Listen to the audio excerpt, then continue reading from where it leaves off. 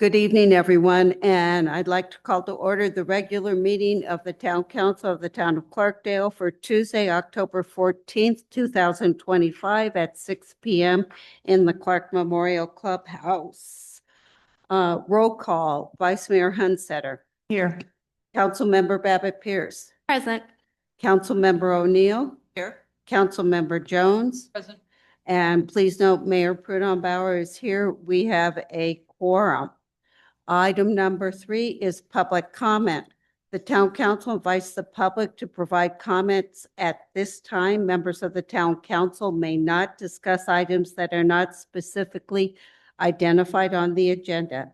Therefore, action taken as a result of public comment will be limited to directing staff to study the matter, responding to any criticism, or scheduling the matter for further consideration and decision at a later date.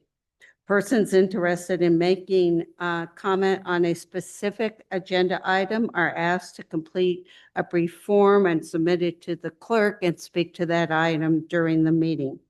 Each speaker is asked to limit their comments to 3 minutes unless a different amount of time is noted on the agenda or is determined by the presiding officer or by a majority vote of the council by the council. I have 2 people wishing to speak in public comment in the room. Do we have anybody online wishing to speak? Okay, so why don't we go ahead and call up Mary Lou Rose? 3 minutes, Mary Lou. Please state your name if you're a Clarkdale resident. Hold on, got to turn it on. How about now? Okay. Hello, my name is Mary Lou Rose and I live in Clarkdale. National Lead Poisoning Prevention Week runs this October 19 through 25. And it's a reminder that lead exposure isn't just a problem of the past. It's happening right now, right over our heads in Clarkdale from flight schools. The EPA estimates that 70% of all airborne lead in the United States comes from piston-driven aircraft, the same that's used in flight training. Most of these planes we see circling above our town come from Prescott flight schools, especially Embry-Riddle.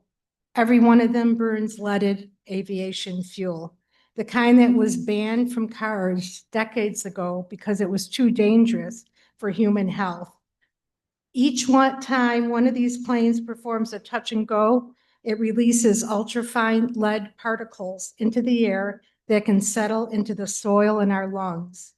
Lead is a neurotoxin that causes permanent brain and nervous system damage, especially in children, pregnant women, and older adults. The EPA is clear. There is no safe level of lead. What's most troubling is these flights don't even serve our community. The repetitive training operations from Prescott using our skies because the city can't handle the volume of their own students. Clarkdale residents are being exposed to pollution and noise from commercial training we never agreed to host. Repetitive flight training in planes that burn leaded fuel should not be allowed over neighborhoods. There are safer, less populated areas where that kind of training could take place. We already know that local air quality can be monitored. The ADQ continuously tracks emissions from the cement plant, proving that it's entirely possible to monitor the lead and ultrafine particles from aircraft. For years, we've been told the aviation industry will switch to unleaded fuel, but there's been decades of delays and it's unlikely to happen anytime soon. That's why Clarkdale needs protection now. I ask that the town formally request the EPA, ADEQ, and health departments to ban repetitive flight training over neighborhoods and residential areas and to begin continuous air monitoring. They may say no, and they will say no at first, but please keep pushing back. You guys have been great in addressing this issue. We deserve clean air, and our children deserve a community that puts health and clean air first. Thank you. Thank you. Thank you. Thank you. George Bonatz.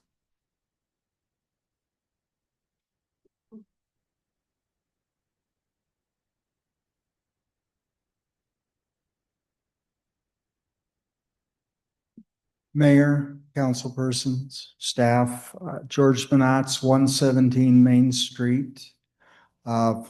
Without knowing what the result of the executive session was, I will continue to speak to the trail issue. I wanted to let the council know that the plaque on the trail was vandalized, and basically my mother's face was obliterated.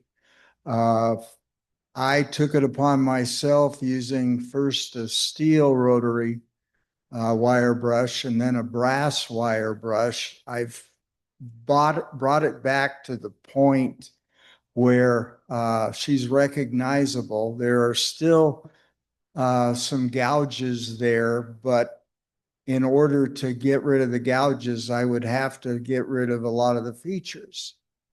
I used some reburnishing liquid to bring it back from the shiny from all the grinding, and it looks presentable now. So I just want to let you know, I have no idea when it took place. I normally, because I cut the weeds along the trail, I normally check it, but somebody had basically gouged it up and down to where you couldn't tell who it was.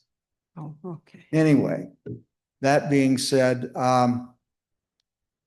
I recall seeing a flyer or brochure about the trail, and it appeared that there was going to be signage adjacent to the trail on the sewer plant road, which is, there's obviously ample parking there. I would suggest signage at the base of Main Street in Western.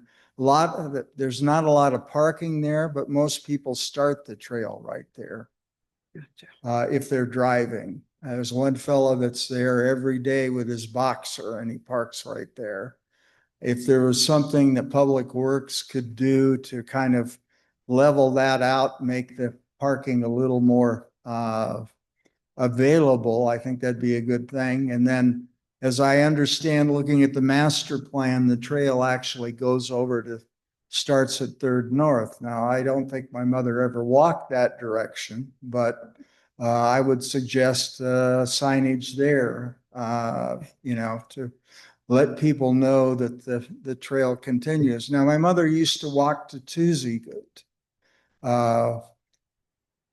And I think I would like to have some sort of verbiage that mentions the fact that she walked to Tuesday-Goot. In her later years, she didn't walk to Tuesday-Goot. She'd walk to the speed limit sign and turn around and come back. But God bless him. Tom Wall used to park and watch her to make sure she was safe. Anyway, the other thing I wanted to mention, I appreciate the pay. George, your Yes. 3 minutes is up. Okay. Thank you. Thank you, George. Okay, anybody else wishing to make public comment? Yes. We'll look into the vandalism. Yes. Yes, ma'am. And we have had a lot of vandalism lately around town.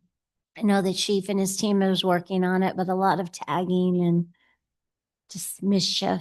So Thank you. your eyes open. Is there anybody else wishing to give public comment? See nobody coming up to the microphone. Let's move on to item 4, which is reports. Current events in the packet online and available online is the reports from the mayor, vice mayor, and council member, our monthly reports for everybody to review. Let's move on to item B, which is organizational reports. The first one being Verde Valley Transportation Planning Organization. I was unable to attend this month's meeting. I have not received the notes yet. However, Clarkdale will be presenting in November. So we will have a lot to report then. Thank you. And when is the date in November? Do you know? She knows. I'll look it up and Okay. I'll make sure that you all know if you would like to attend that meeting. And at the VVTPO meeting, both Lou and I were on that meeting and in and out. So between the two of us, we probably got the whole meeting. So if there are any questions, but it really was other communities presenting. And so, we're learning about what their issues are. But now it'll be our turn at the next meeting, as Councilmember Babbitt Pierce mentioned. Thank you. Northern Arizona Council of Governments, NACOG. The next meeting is coming up on actually the 22nd and 23rd. Clarkdale is hosting the NACOG meeting. There'll be thank you to our town manager for orchestrating a little get together the day before with a tour. And then the next day, the meeting will be at Tawaki Inn, where I think most of the people will be staying. So expect to see a lot of people around on the 22nd and 23rd and say hi. I think some of us are having barbecue assignments. Right, we have the barbecue on Wednesday. And thank you to Councilmember or Vice Mayor Hunsetter's helping me buy the food. NACOG is reimbursing us for that. And then we have the tour, the barbecue, then the next day, the meeting, and followed by the legislative advocacy panel discussion, which will be here in this building. And then the next day on Friday, we actually are hosting a legislative tour out of Sustaining Flows that we're hosting that as well. Right. Busy Thank week. you. NAMWA, Northern Arizona Municipal Water Users Association. Our next meeting is Friday. However, I did attend the Technical Advisory Committee meeting, and I have to compliment our Utilities Director, Josh. He provided a whole lot of positive input, probably more than anybody else I have heard on these meetings, actual actionable stuff. So Wow. yay, team. A team. Thank you, Josh. Transportation Policy Advisory Council, TPAC. Our last two meetings have been canceled, but Lou and I are departing tomorrow for Sierra Vista to attend the Regional Transportation Conference. So I will have more to report when we return. And And go ahead. Just to comment on that, I really appreciate Lou and Councilmember Babbitt Pierce going. Our project, our Luke Lane project, is actually being highlighted by NACOG as an example of a project, and a lot of legislators attend that. And we do have our project on the NACOG's TPAC bill. And we're really excited because we just got a $1.3 million grant to design that project. But what's in the bill is to actually construct that project on Luke Lane. So Yes, and if any legislators want to come up and see it, we are more than happy to have them come visit. Okay, Verde Front Leadership Council, our next meeting is October 27th. Sustaining Flows Committee. As Town Manager Guthrie said, on the 24th, we'll be hosting the Verde Valley Water Legislative Tour, and legislatures will be coming from all over the state, starting in Camp Verde, and we'll work our way up the river to Clarkdale. And it'll be a great opportunity for us to show off our water campus and our vision for sustainable water in Clarkdale. It's going to be a busy couple of weeks here in Clarkdale, isn't it? Yavapai Communities for Young Children. We meet quarterly. Right. Vulnerable Road Users, Emphas Area Team. Yes, we met last week. We are still working on the publication for cyclists about road rules to try and keep people safe. And they're also looking at having EDOT kind of standardize how they do bike lanes and that kind of signage across the state. So that would be pretty cool because even here in the Verde Valley, every community does it differently. So if ADOT could really set a standard that everyone could follow, that would be great. Is that something that's going to be passed along to the Verde Valley Transportation Master Plan discussion? I'm Or- sure in some way, but this is a Kimley Horn committee Right. working on specifically on vulnerable road users. So it will make its way back, but I'm not sure how. How about if we do it in both directions? Maybe, Sure. you know, propose it through that too. So maybe the two will, so it comes up in different ways. So just a suggestion, because we're in that planning right now, and I know safety is a big part of that plan. Okay, NACOG Community Action Board. I actually participated in their tripartite, I can't say that word, board training, roles and responsibilities and standards on the 7th of October. And it's just an opportunity to have a better understanding about how those meetings are run and what the obligations, as being a board member for those, that is, so most recent. Great. A lot of activity going on with our groups right now that we're going to, yes. And we took off the Cottonwood Airport Noise Working Group. Yes, we That did. group technically is still in existence. There's been some very robust conversation about how that, if that group will resume and contribute to the airport. And I will have hopefully a better update next month. So go ahead and re-put that back on for next meeting, a report maybe, hopefully. Okay. Thank you so much, everybody, for your good updates. It was great. Let's move on to staff introductions. I'm not sure our two staff are here, but we do have two new members to the Clarkdale team. So Town Manager Guthrie, do you want to just introduce? Sure. Yeah, I am sorry that they're not here today. One of them was on a pre-arranged vacation that we knew about when she joined, and the other one, if you've been in town hall admin building, you know that everybody's sick. So right now, we're glad people are staying home. So the two new hires are Sherry O'Connor. She was previously with City of Sedona. And we have hired her as a finance and HR specialist, and she's sitting at that front desk. So many of you have already seen her. She's really been a great addition to our team. And then the second person we've added is Clover Pinion, and she is our new senior planner in community development. And she previously was with the City of Cottonwood. And we're very, very happy to have her because she's had to really dive in. We have a lot of projects going on, so she's doing a great job. There we go. Okay, thank you so much.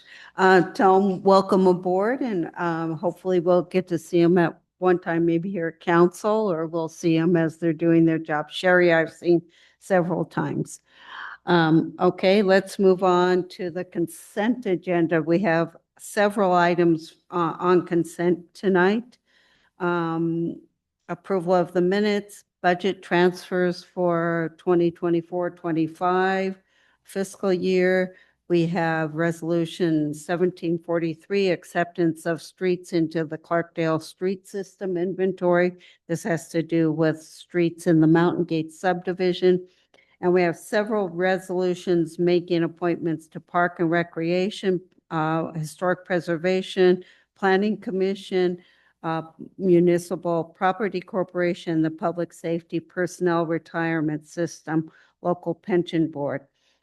Do any of these items, do you want to pull for discussion? I would like to pull any of the resolutions making appointments for which folks are here. So I know Alan is here. So if we could pull. And Kyle is here for the public safety personnel. Oh, planning and public safety personnel. And Kim is here for Parks and Rec. Parks and Rec, okay. HPC, sorry. HPC, excuse me, HPC, okay. So we will be pulling item E, F, and H. So we have consent agenda items remaining. There are A, B, C, D, and G. Okay.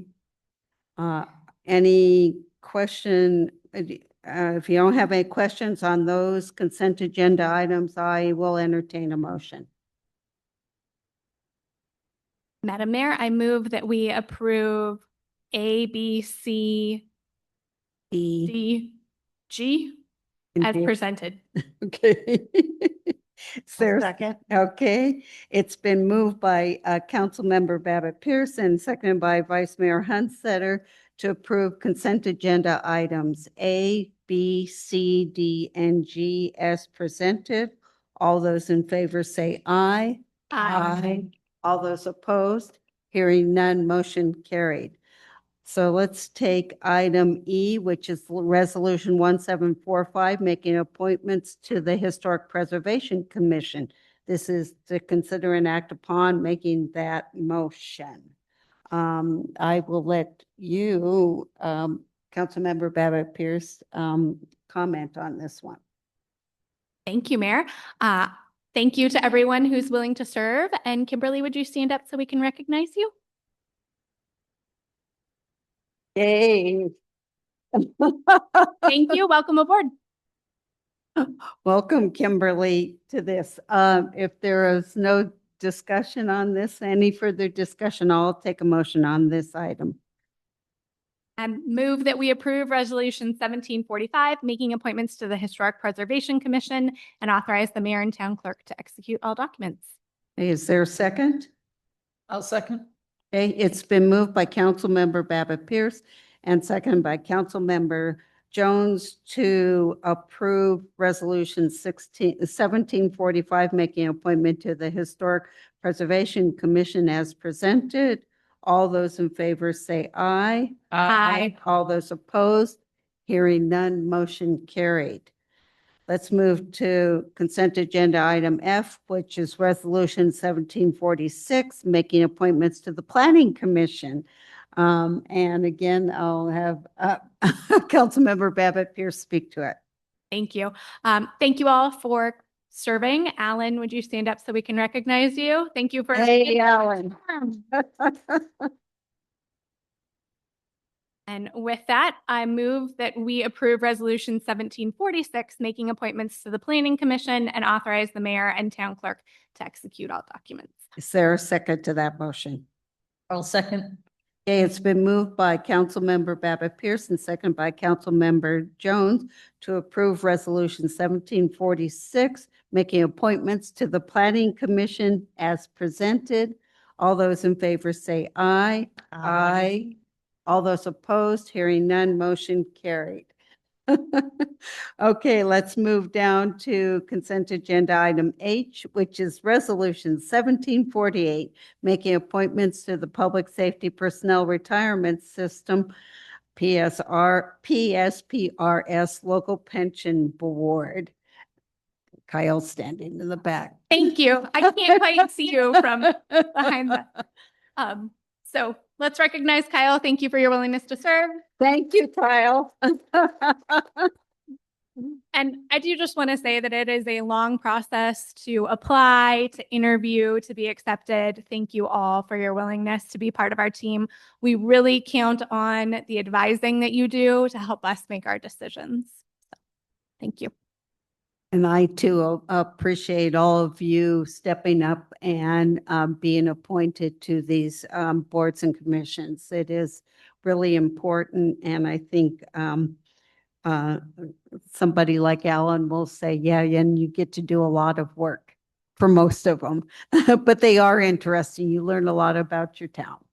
So with that, I'll take a motion on this item, Resolution 1748. Who wishes to make it? Okay, I will. I move that we approve Resolution 1748, making appointments to the Public Safety Personnel Retirement System, PSPRS Local Pension Board, and authorize the mayor and town clerk to execute all documents. There a second? And I will second. It's been moved by Councilmember Babbitt Pearson, seconded by Councilmember Jones to approve Resolution 1748, making appointments to the Public Safety Personnel Retirement System, PSPRS Local Pension Board as presented. All those in favor say aye. Aye. All those opposed? Hearing none, motion carried. Thank you all for being here and being recognized tonight. Thank you. Okay, let's move on to new business. This is always the fun stuff. The first item is the proclamation of the town of Clarkdale proclaiming October 25th as Domestic Violence Awareness Month.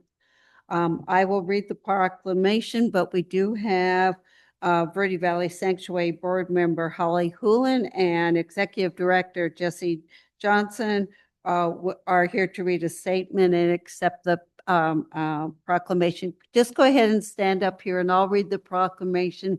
We'll vote on it and then you can make your comments. Okay, Holly? Thank you.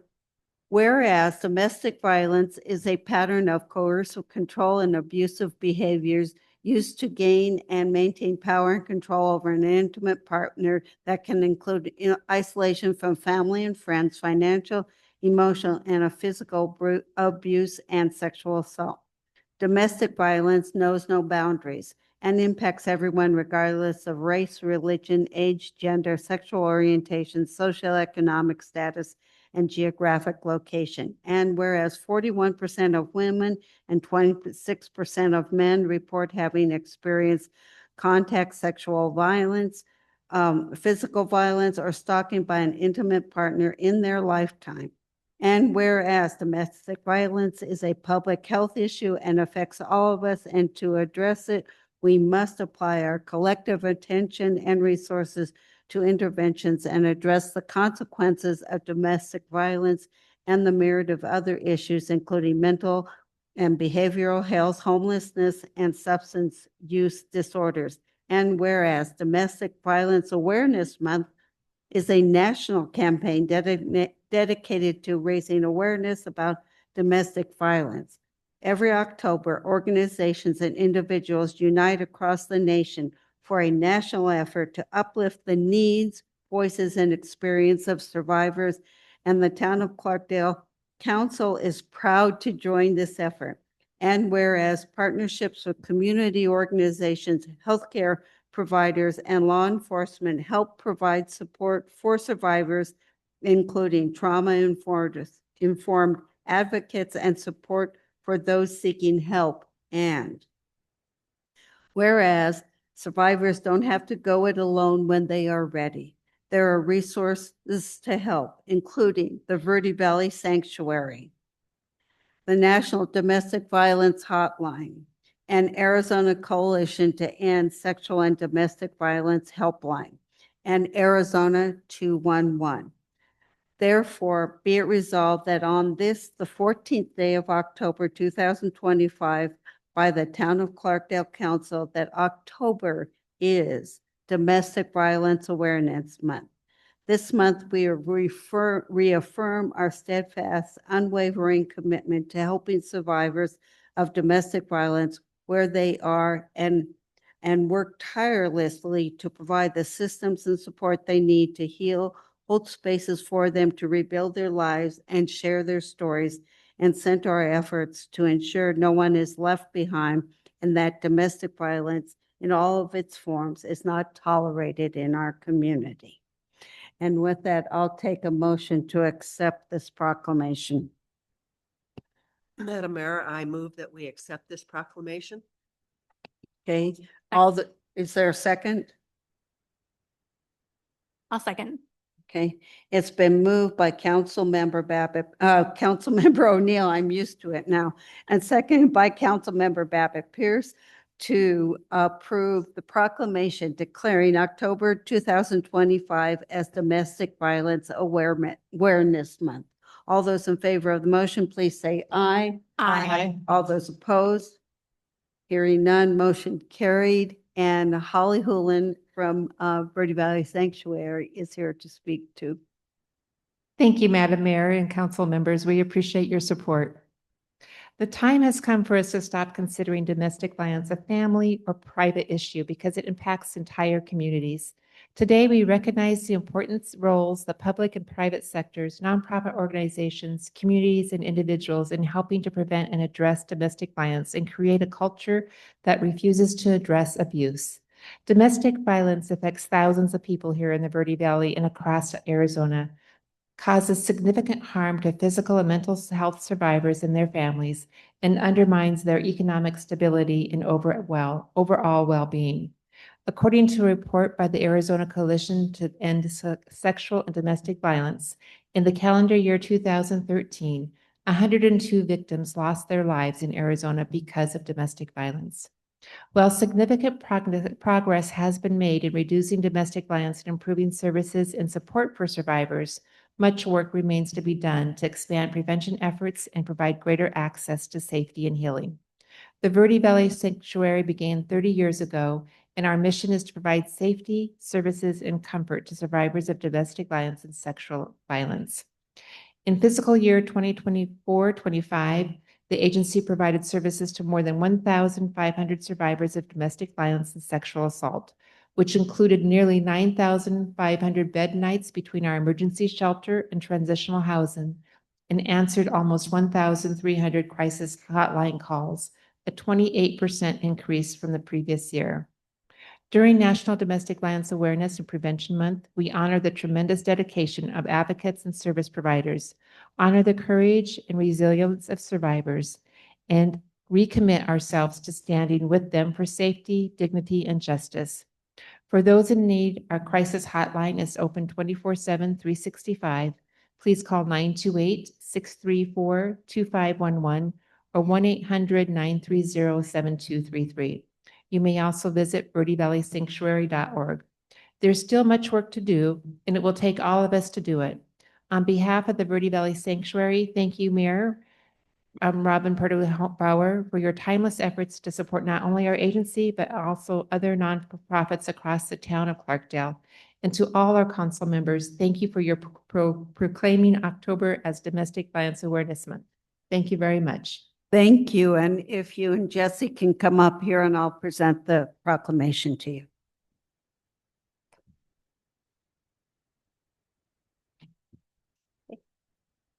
And you got to turn around because, yeah, that would be great. Thank you.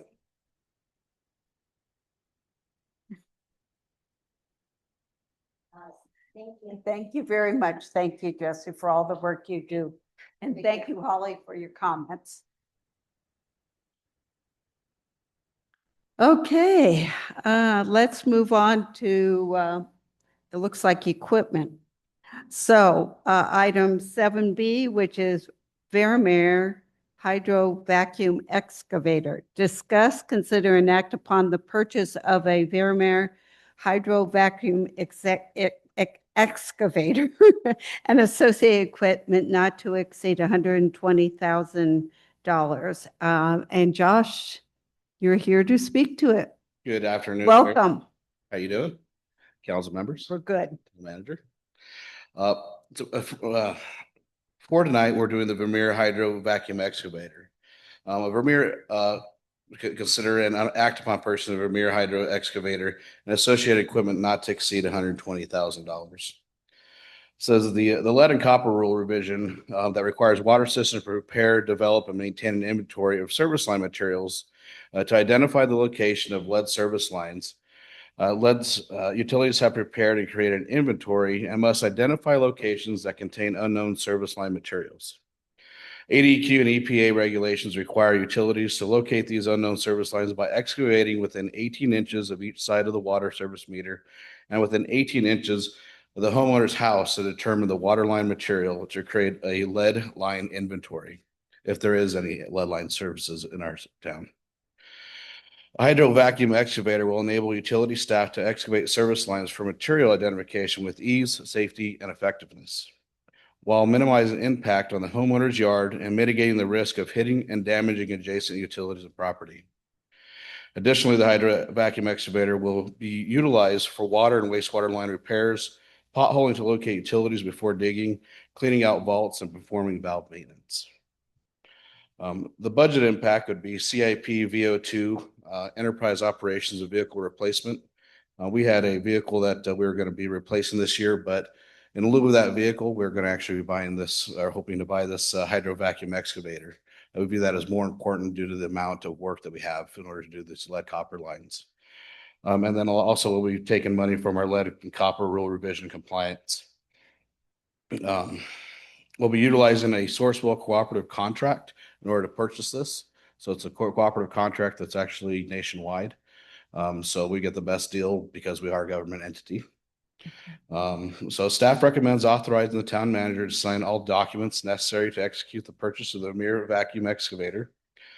The strategic plan goal area for this is goal area 5, plan for the maintenance and growth of quality infrastructure that is sustainable and resilient. I did have a couple other things. So to kind of give you a background on the lead copper rule, we have between 800 and 900 services that we have to do that particular investigation on. So we have to do it at the yard with this hydro excavator. Anytime you dig in a yard, if you're using anything but either by hand or a hydro excavator, which is considered soft digging, you have to call in a blue stake for every single one. So with this, we don't have to do that. So it enabled my team to go out there pretty much and get to work right away. And save them a lot of time. We're estimating that to do an inventory will be between 2 and 3 hours per service. So we have roughly probably about 1,000 hours of investigating to do, plus the documentation, the paperwork that happens on the back end. So. Okay, questions? And that's 800 to 900 after all of the documentation that we found. Those are the ones that we have to get our eyes on. Yep. Yeah. So we've already taken a look at all of their services. They were able to narrow it down by looking up property dates and the time those houses were built, because it was after 1980. Lead service lines weren't there. So we're able to mitigate all those. Say, well, no, there's no way it would have been there. And now we're just down to about 800 to 900. And even those ones we are still continuing to investigate. So we're going through documents line by line to see if they pulled any permits for water line replacement. Okay. And seeing what materials those were and verifying with the homeowners to have them sign off and say that was complete. And are the homeowners also assisting in telling you what has been done, or they already did that? Most homeowners typically don't know what service lines they have. A lot of these were installed way before they even owned the home. Yeah. I mean, if you live in a mountain gate area, your area isn't impacted by this. The main areas that are impacted by this are upper and lower town. Our older areas are what's really impacted by this. So, and this is also, it's a mandate that was required by the EPA and the ADEQ that is funded by utilities. This is something that's a public health thing. We want to identify these lines to make sure that, and for future, people that live there, they're not going to be impacted by having a lead service line. Any other questions for Josh? Yes. Thank you, Josh, for the information in the background. After this 800 to 900 projects are done, will this piece of equipment still have purpose for the town? Oh, yeah. Yeah. This is something that will be continuing to use for, decades down the road. We currently have a contract that we, with Tiffany, that they do hydro vacuum for us. And we have service line leaks where we're in an area that maybe has multiple services. So maybe we have fiber optic lines and gas lines, and all these lines are all right next to each other. They'll come in and hydrovac that area. We tend to find that if we had to do it by hand, one service line will take us about 6 to 7 hours to do. This cuts it down to about 4 hours. Thank you. You just answered my second question. Saves time. And one thing we haven't been able to do in the town is do a lot of valve maintenance. This is something that we've contracted out in the past. For $15,000, we opted in. There's an accessory attachment that goes with this machine that enables us to go to valves, clean out the valve boxes, and it'll actually go ahead and operate those valves for us. So that's what we wanted to make sure that we're getting a piece of equipment that has multiple uses and for a long period of time. Thank you.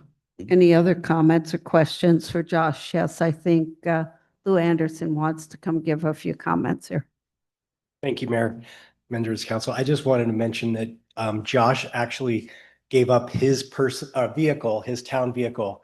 We were going to get him a new vehicle because his vehicle's falling apart, but he knew this was more important. So I just want to tell you what an employee we have here. Thank you.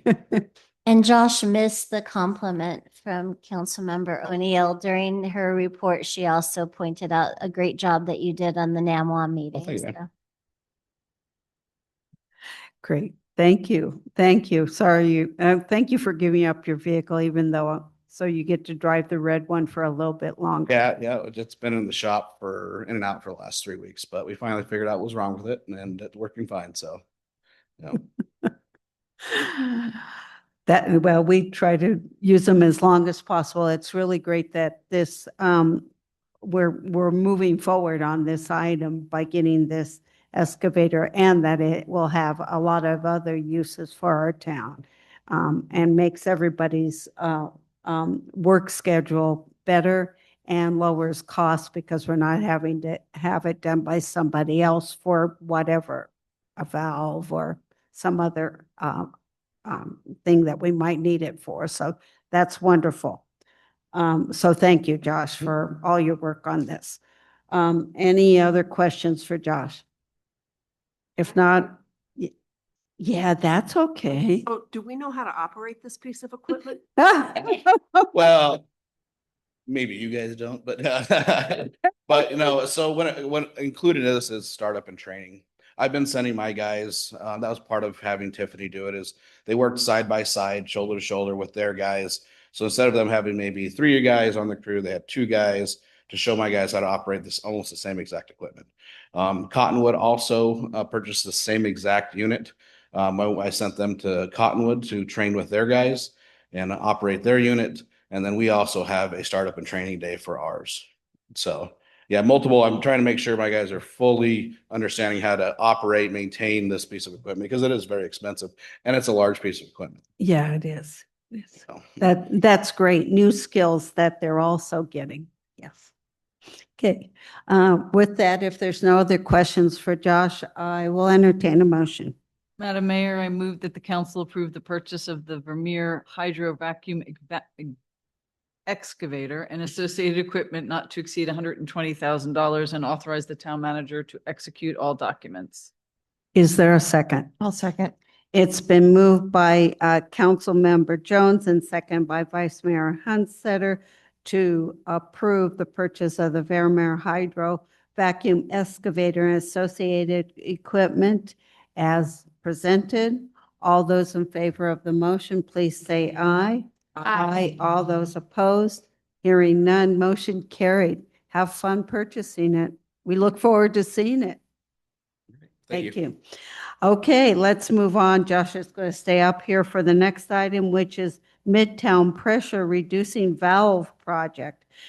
Discuss, consider, and act upon Summit Construction's proposal for the Midtown Pressure Reducing Valve Stations project not to exceed $670,000. And again, Josh is here to present this item.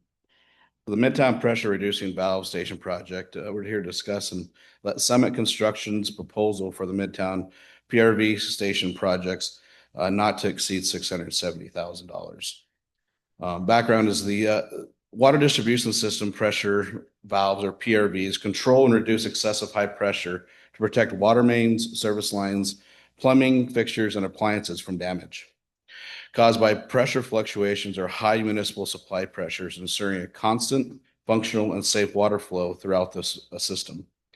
PRVs also prevent unnecessary water waste, reduce energy consumption for water using appliances, and can help lower wear and tear on pipes by maintaining optimal pressure levels.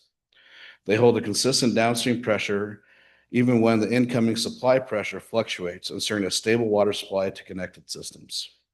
Utilities will install 4 pressure-reducing valve stations at Sky Drive, Antelope Drive, Black Hills Drive, and Old Jerome Highway to lower excessively high municipal supply pressures, enhancing fire flows and reducing pressure fluctuations.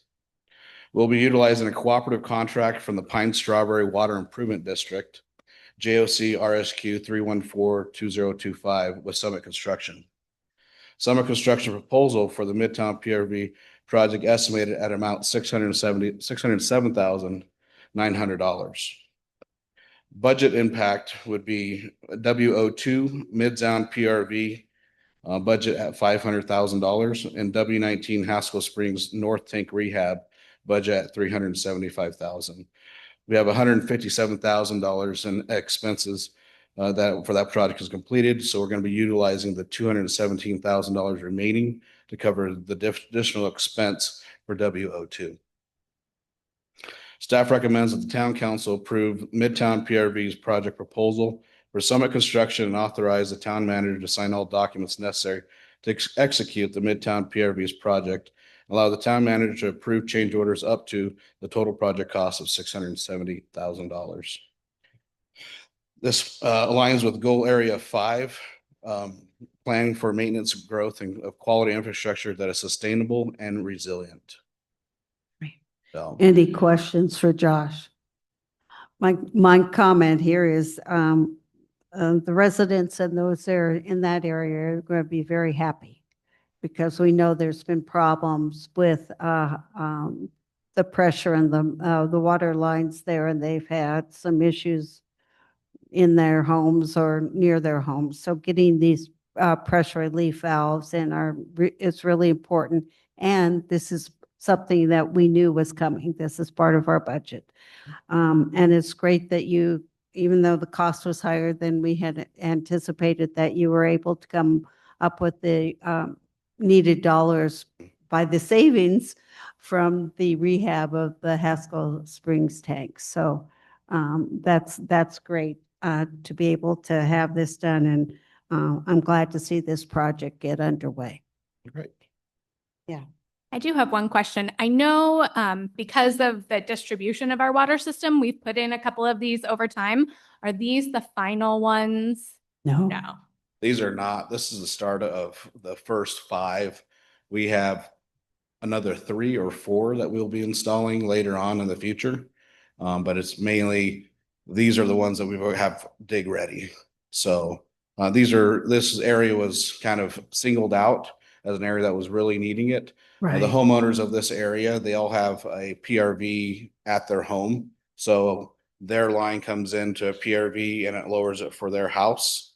So we get calls. I get at least 2 or 3 calls weekly about they're at that age where their PRVs are failing for their own homes. But it's also, there's areas in that zone that has higher pressure. We have 100 PSI. And those homes don't really need 100 PSI. I mean, everybody likes having the high pressure at their homes, but it also takes its toll on our mains and our service lines. So those areas that we have the higher pressure at, we do tend to see more service line leaks. As those service lines start aging, that pressure will go ahead and start cracking those pipes and making those out of service earlier. Yeah. Yeah. Thank you. Yeah. Any other questions? Deb? It's Laura. been a while, but wasn't this one of the findings that came out of the water report that was done in the water study? Yes. Okay. Yeah, this was one of them that was added to that. That's where we also found, we did a model of the whole town's water system. These were had already been started, and that's where we came up with additional 3. Those ones will be in the next few years. We'll be getting those done also. The real purpose of PRVs is to really lower the pressure, help out for any fire flows whenever it kind of stacks up that pipe. So if you have something going down, maybe you have a main break that's way down the line, that water want to rush to that. This will help prevent that and stabilize pressures. So Thank you for the explanation. Laura. I just want to compliment you and your team because I know that this work is incredibly tedious and it's not probably very glamorous at times, and you guys get dirty and work really hard. Though you've cleaned up very nicely tonight. No, really, because this is something that is so important, and it is not the glamorous thing that gets the audience filled here, but it is essential to our town operating in a way that really serves our residents. So thank you. That's all I want to say. Yeah. And Josh, I think, what time did you go home last night? Well, so we had an issue with one of our wells around 5 o'clock 5 o'clock or so. And then we came back in around 6 o'clock to get it all handled. But we had to reprogram a whole VFD and get the ATP system flushed and redone. So we didn't get done with that till about noon. So we were out pretty good yesterday. So pretty much all my crew went home and took a nap, and then we're back here. So. I'm always amazed how well, I'm not amazed. I know we've got an incredible team, but I'm always amazed at the amount of work that we're getting done and moving forward on these very critical infrastructure problems in Clarkdale and making it better for everybody. That, like getting these pressure relief valves in. That's huge for that area. We know how old those lines are. We've seen the continuous issues of lines going bad there, and our guys out there having to do repairs, our homeowners having to deal with stuff going on inside their houses with pipes breaking and stuff. So this is huge. And just for the public to know, this is stuff that we talk about in our budget process and the capital improvement projects that come forward. So it seems like a large amount of money, but we're prepared for it because this is what we've budgeted. We can do it. We've got the dollars to do it. So I really want to just reiterate what Laura said and what Deb said on all of this. This is great. This one, the excavator, and even the next one, these are all items that we said we wanted to see. Our community has said are important to us, and we've put the dollars behind them. So thank you so much, Josh, and your team for all the work that you do.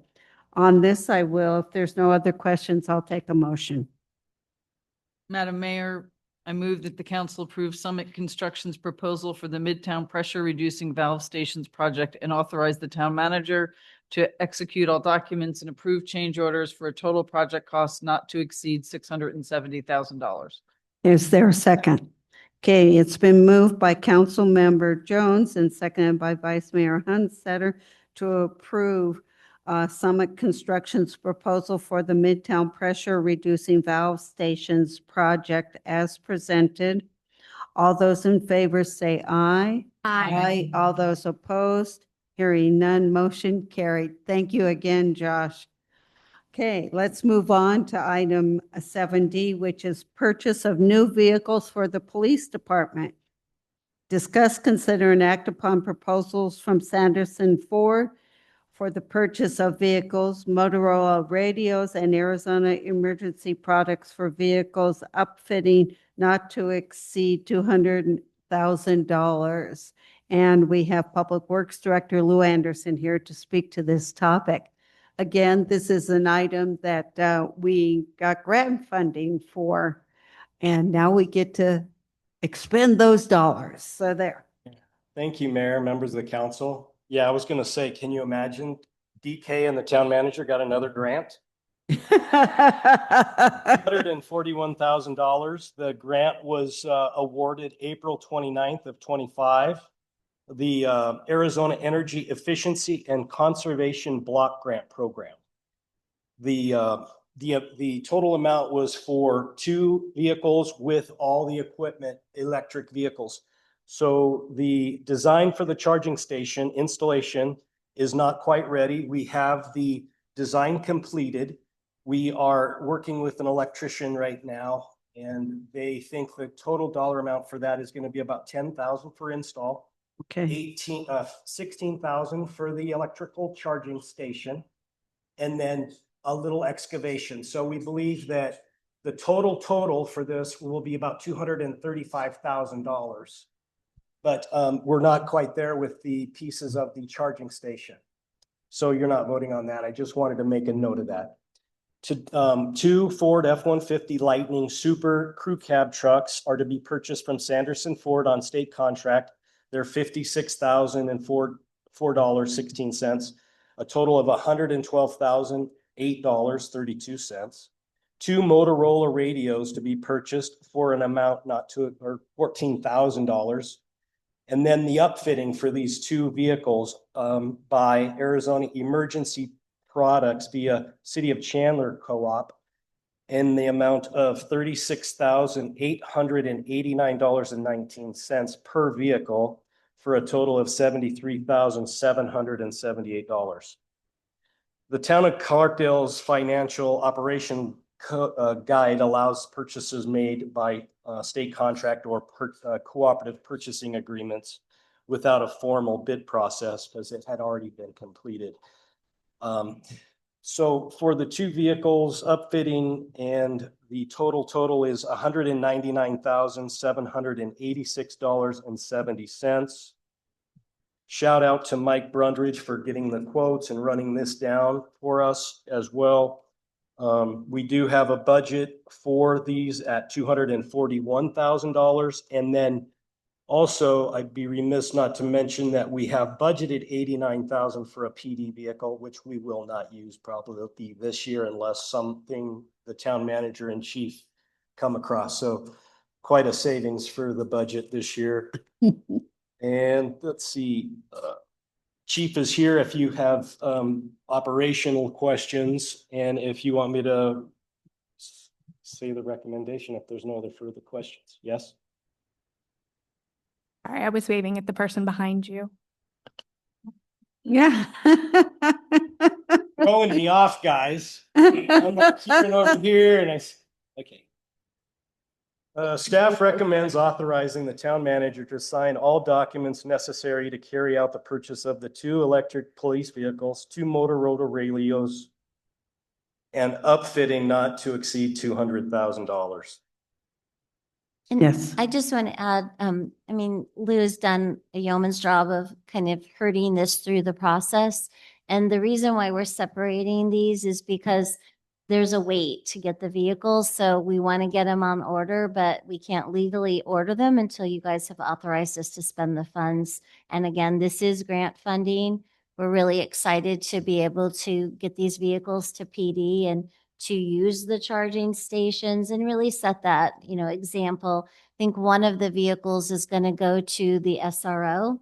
And I think that'll be really exciting for the students. And then I don't think we've decided on the second one who's getting it. So everybody could duke it out.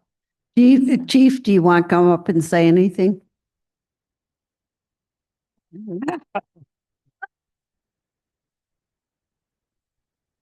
Okay, any questions for Lou or Chief on this? Been a long time in coming. I'm glad it's here. Yeah, a long time coming, and I know you've had some challenges with all of this, but it's getting there. And until Mike, Officer Sergeant Brumbridge, thank you for dogging this one and getting this proposal to us, and for you to get all the charging stuff done over there eventually. So how long does it take once we order, do we think, before we'll see them? The contractor, Sanderson Ford, said that if we get the order in relatively quickly, within the month, February, the trucks will be here. And then, of course, upfitting, I'm not sure on the timeline for upfitting. So I'm estimating 5 months from date of order. Okay, thank you. If there's no other questions, I'll entertain a motion. Madam Mayor, I move that we approve the proposals from Sanderson Ford for the purchase of vehicles, Motorola radios, and Arizona Emergency Products for the vehicle uplifting not to exceed 200,000 and authorize the town manager to execute all documents. Is there a second? I'll second. Okay, it's been moved by Vice Mayor Hunsetter and seconded by Councilmember Babbitt Pierce to approve the proposals from Sanderson Ford for the purchase of vehicles, Motorola radios, and Arizona Emergency Products for vehicle upfitting as presented. All those in favor say aye. Aye. All those opposed? Hearing none, motion carried. Get those things ordered. Thank you very much, all of you, for your work on this. We're to item 8, which is future agenda items. I think Town Clerk Charity Brooks has our sort of working agenda for the next several months. Are there any items that you would like to add to the agenda? Okay, I'm seeing none. Yes. I just wanted to remind you that on the 28th, which is the next meeting, we will do an executive session. Charity will add that to your calendars. And we'll probably, if schedules allow, do that before the meeting because we're going to do the joint work session on House Bill 2447 with P&Z Right. after council at 5 PM. Right, so the next one on the 28th is going to be a long meeting. Well, it'll be a long several meetings, okay? If I hear no future agenda items, I'll take a motion to adjourn. So moved. Second. It's been moved by Councilmember Jones and seconded by Vice Mayor Hunsetter to adjourn the meeting at 7 PM. All those in favor say aye. Aye. Hearing none. All those in favor, all those opposed, hearing none, motion carried. We are adjourned. Thank you all very much for being here tonight.